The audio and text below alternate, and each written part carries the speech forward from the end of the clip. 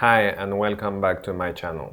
Today in this video we are going to see 8 stocks that might outperform the market. Let's get started now.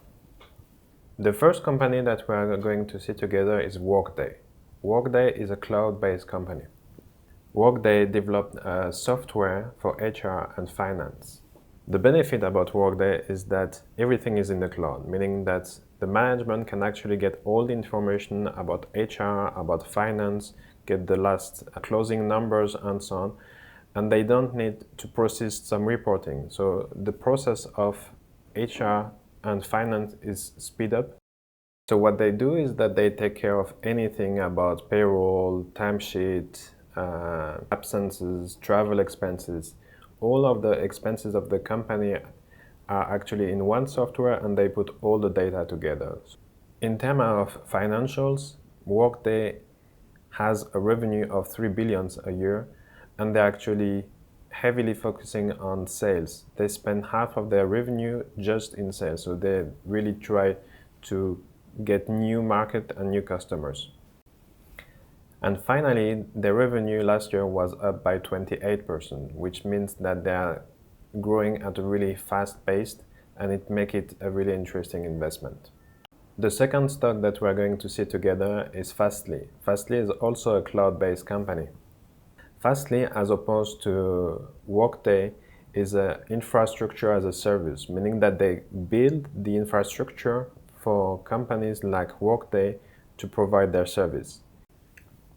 Also, FSLY is specialized in the cloud computing. All their competitors, even they are really big, are not specialized in cloud computing. If you think about Google or Amazon or Microsoft, they never intended to be in the cloud computing space. They came actually by mistake. They launched the cloud because they needed the cloud for their own infrastructure. Amazon is actually an e-commerce company. They only develop the cloud computing so that they can have their platform running online anywhere. The same for Google. Google is a search engine platform and they never intended to be a cloud leader. They just needed to have their technology in the cloud.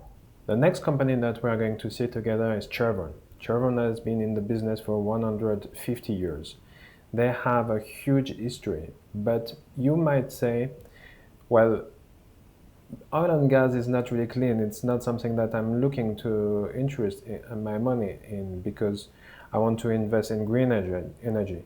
But many oil and gas companies actually are shifting to more green energy. So I would still think that Chevron might be a good investment for the following reason. First, they have really low debt and they have also 10 billion of cash, meaning that it can be that oil and gas company, a lot of them will default in the next years because the oil and gas price is really low and they cannot survive.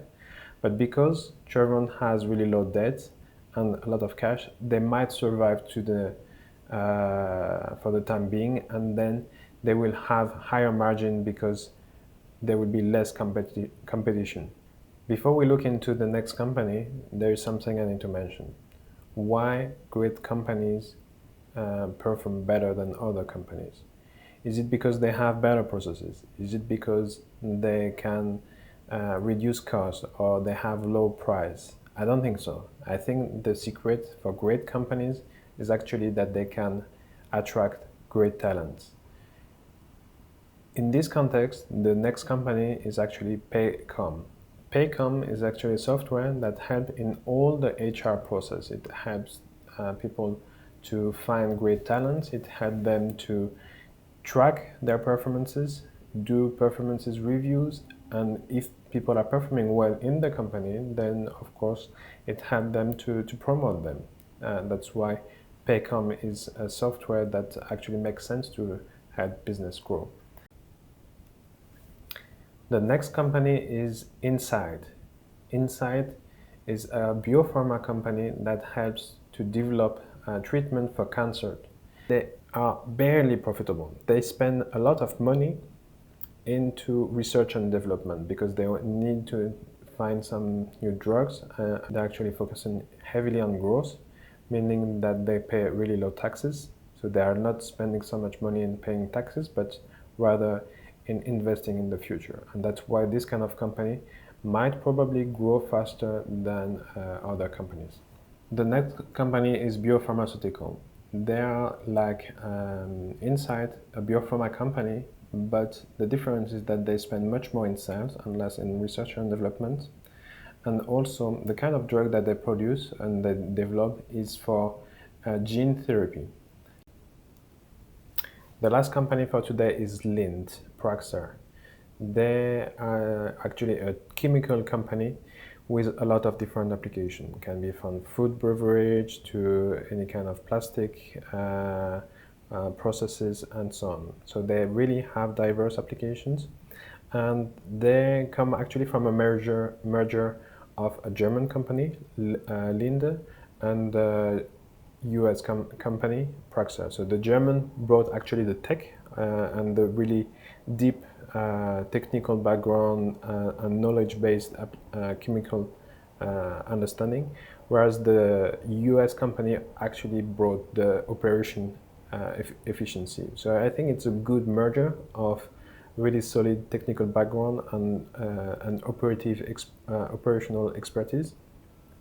And I think that's why it makes it a good investment for 2020.